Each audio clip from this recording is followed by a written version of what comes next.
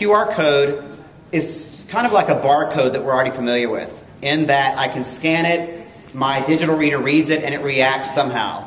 In this particular case, these QR codes are kind of like shortcut. Quick response is what QR stands for. So a QR code just means instead of me typing out a long web address or having you bookmark a bunch of web addresses on your mobile device, I can make one little graphic like that automatically at a QR website that does all those things for me. When I do mobile devices in the classroom like Blackberries or iPhones, I don't want the technology to get in the way of the activity. I want it to speed up the minutia of the activity. So I want to get right to the weather and to the measurement. So in this case, a QR code at the beginning, at the front of the room rather, goes to a website. I ask you questions about the weather because I'm studying weather right now with my 5th graders. In the back of the room, I'm doing a geometry activity. If you need help, that particular QR code in the back is just there for additional help.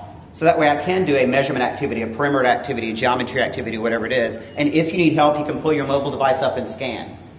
So we've got a lot of classrooms who have iPod Touches and iPods and Blackberries. I was in a classroom a lot of times this spring, or in a couple classrooms, a school district had gotten a grant for Blackberries.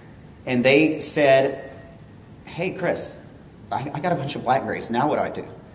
So a lot of these projects came from that. So we kind of played with the kids a lot and said, let's figure out what the kids know. So we did kind of like what we just did with you.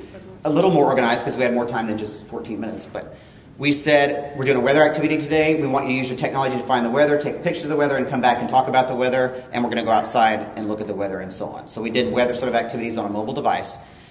The reason that the mobile devices helped in that particular situation was we did need real-time weather. We did need real pictures of the weather.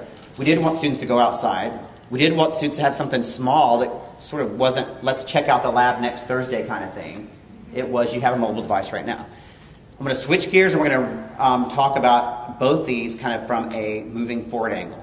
Second shift is you have iPads with you, many of you. Who has a tablet device of some kind with them?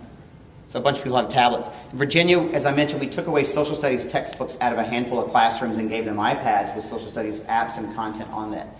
What we wanted to find out in there is if we told the students at the beginning of this, we said, okay guys, I'm Mr. O'Neill, I'm delivering these iPads to you with social studies content on it. Launch the app. That was the professional development for the students. The professional development for the teachers was like a day-long workshop. And I say that sort of half-jokingly. Here's my running joke, and then I'm going to move out of presentation mode. This is 100% serious. I have a daughter who's now 15 years old, believe it or not, those of you who knew her when she was a baby. Almost 2 years ago, I was telling her, she was asking if she could be taken to the mall on Saturday.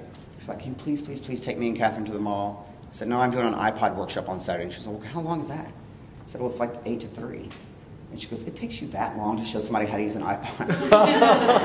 This is a totally true story. Here's the best part of this. She goes, I got a deal for you. If you take me and Catherine with you, we could knock it out in like 30 minutes. And then take So that's sort of the professional development we did with the tablets. We did a ton of professional development with the teachers. When I went to the students, I said, how much help do you guys need with the iPads and the textbooks? And nobody even answered because they were already on the iPad.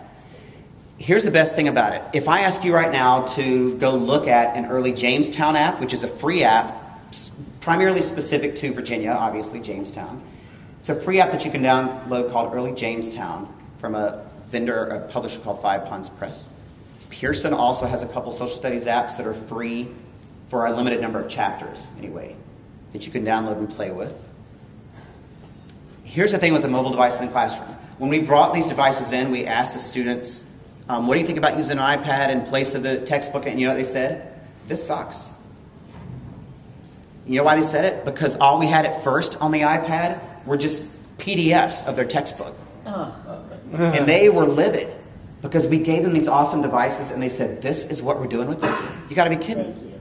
And it was awesome because that's the reaction we wanted, because all we had at the time was PDF, and not those two vendors that I just named, but other vendors, unnamed vendors, said, here's our content for you. Give it out on the iPad and the kids are going to love it. And the kids tanked it and they said it was complete trash. And they said, you guys obviously don't know anything about tablets, because if this is what you think it can do, then just give us a stupid textbook back and be done with it. So we went back to the vendors and we said, here's all this feedback from kids. Kids had brilliant feedback. There's no way to take notes in here. I need to take notes inside my tablet. If you're going to give me a tablet, I need to be able to bookmark. I need to be able to hold down on a word and have it be defined for me. I need to be able to drag a word into the word bank at the bottom of the page. I mean, all kind of stuff like that. Sent it back to the vendor, it was done. Brought it back to the kids again, they had another round of input as to how to make it even better. What we found from that is students were way better, as we obviously already know, about using the textbook.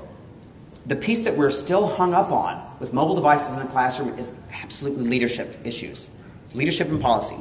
Content is totally there. We had no problems with that. Students figured it out. Students behaved totally appropriately. Nobody, not a single kid out of 1,500-something iPads broke the iPad or even scratched it. Not a one. None were stolen. None were hijacked. None of that stuff happened. The issues were there weren't good policies in place to combat things like classrooms who did not get iPads were really ticked off. And teachers who did not take part in the pilot told us that they cannot continue to teach social studies unless they have all the stuff that teacher had.